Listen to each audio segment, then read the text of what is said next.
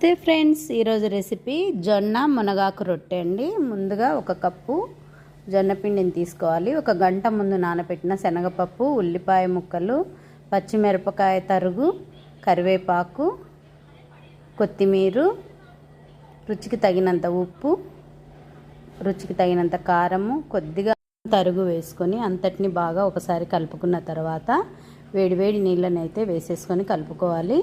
ఒక గుప్పెడు ఫ్రెష్ మునగాకునైతే వేసుకొని ఆ విధంగా చేత్తో గట్టిగా ప్రెస్ చేస్తూ ముద్దలా చేసుకొని ఒక 10 నిమిషాలైతే నానబెట్టేద్దాం.